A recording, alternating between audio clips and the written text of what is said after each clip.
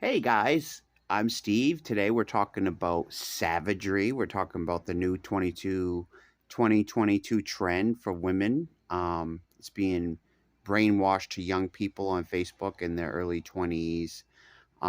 Basically, it's trying to turn a woman sociopathic, I think is their goal. So they have this campaign on Facebook where they have all these posts and things that are kind of antisocial posts. um, I see it as a defense mechanism against pain. I mean, you have some women out there that are legitimately being hurt in these relationships.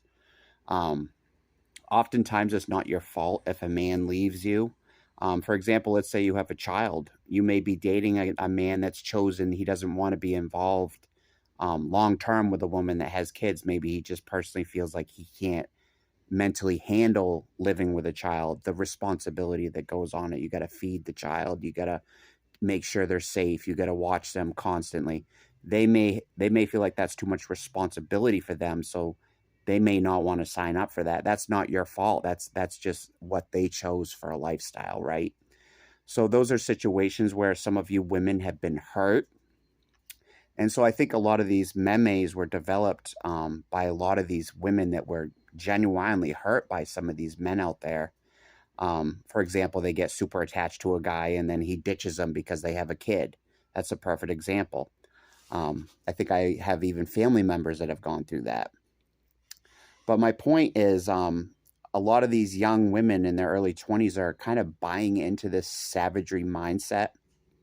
And then at the end of the video, I'm kind of give you my explanation of how I think you guys should actually date individuals. Um, Having this savagery mindset is kind of puts all men in the same box as hostile or aggressive or people to be avoided. Nowadays, you see a lot of women just hiding out in their apartments. How can you meet somebody new if you just hide out in your apartment, right? But then we seem like as a generation seem to be being kind of manipulated into social environments that push alcohol abuse, alcohol use. Like, for example, in my town, there's no activities for sober people mostly. Um, the activity in my town mostly is just drinking. And I don't drink, so I don't go out a lot. You know what I'm saying? So that's an example how also our society can kind of manipulate things to their own advantage. You know, they want to sell alcohol, get the tax money, everything like that. So you see how our social environments are being affected by lots of stuff. We're being affected by corporations, by local people trying to get ahead. But they tend to be kind of manipulating our social environment. So maybe we should have more activities for sober people. Like why couldn't we have a men's basketball league in my town, or a men's indoor soccer club, or a ladies lacrosse club, or whatever you guys ladies like to do, right? My point is, why can't, as a society, we push more sober activities? But anyway, the reason why I'm doing this video today is because I saw a post from one of my friends. She's like in her 20s. I work with her. But one of her posts was, it said something like, on the guy said, it said something like, delete my number, or something an asshole would say to a woman, right? That he was broken up with or something. Guys can be pricks, right? And then on the meme, the girl's response was, something like, no sweat off my sack, I didn't have your number programmed in anyway. So basically the comeback was, you didn't mean anything to me anyway, I didn't have your number programmed in. And I think at the time the woman had like 6 shares on that. So that'd be a perfect example of like the savagery mindset that they're trying to push on women.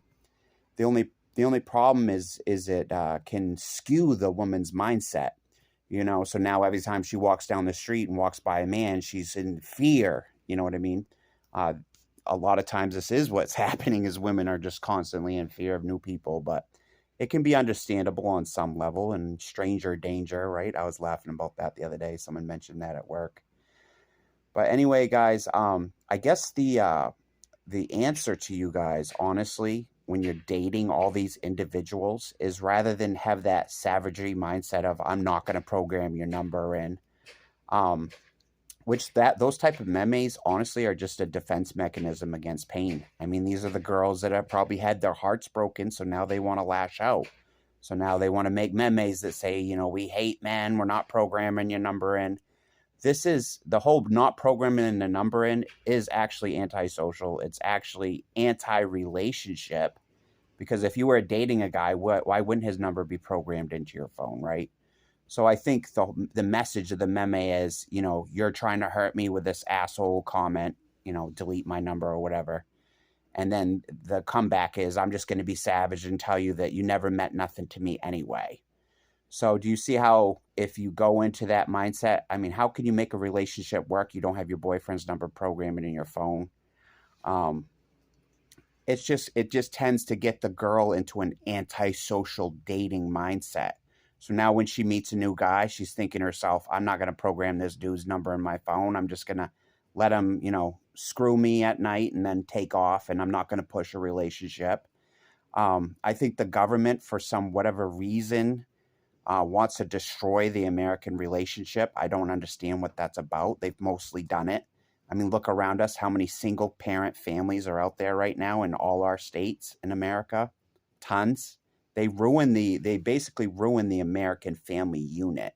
Back in the early 1900s, every house had a man in it, a woman in it, had 3, 4 children in it. The fridge was full of groceries. The man had a good job. And now what's happened is just time has gone by, because it's an evil world. The world just gets more and more evil every year. I mean, they get practice at being evil, and then they just keep being evil, right? I mean, there's probably literally some dude out there named Dr. Evil. So what's the answer to all this, guys? The answer is to take people on a case-by-case basis. I mean, I know sometimes myself, I struggle with anxiety. I have some PTSD symptoms, things like that. So I can naturally be standoffish to strangers.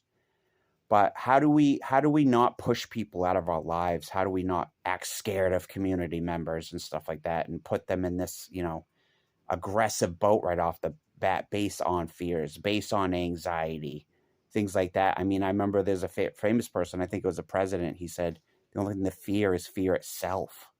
And, I think there was another song that said, when you become fearful, you just give the demons power.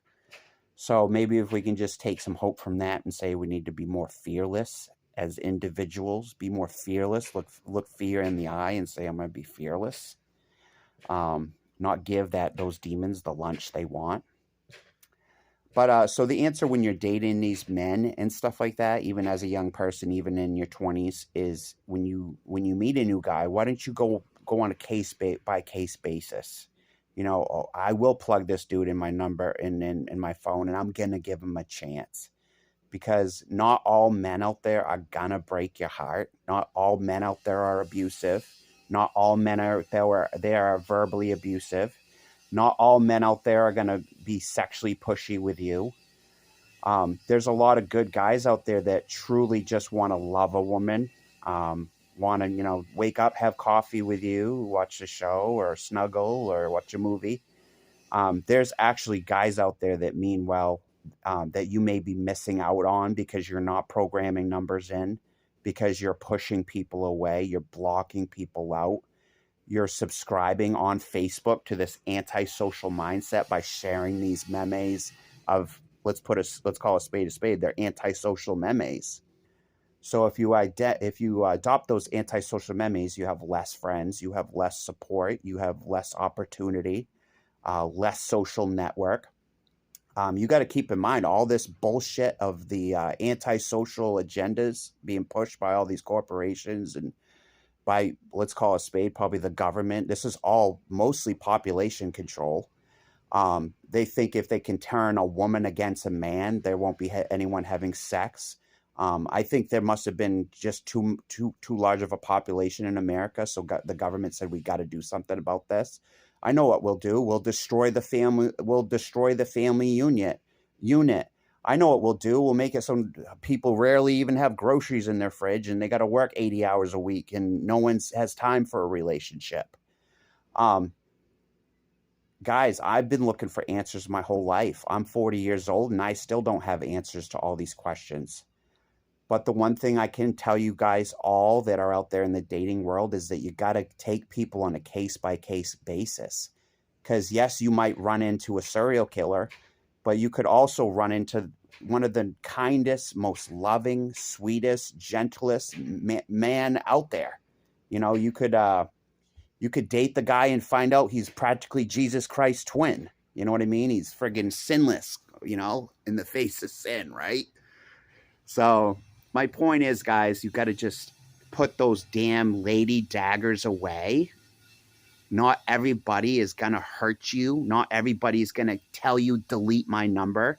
If a guy's telling you, delete my number, then he's on the antisocial spectrum himself. That means he has sociopathy, antisocial personality. So then you can't even hold it against him because he's mentally ill. It's in the DSM. Antisocial personality is a mental illness. So you got these mentally ill dudes sending these vulnerable early 20-year-old girls abusive text messages. The girl then has a natural response of feeling abused and hurt.